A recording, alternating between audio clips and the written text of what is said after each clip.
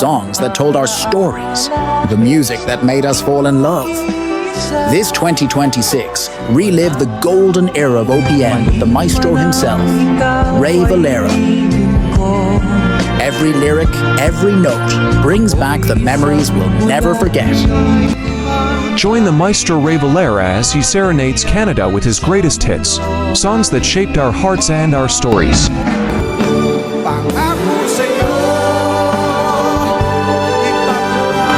Hello po.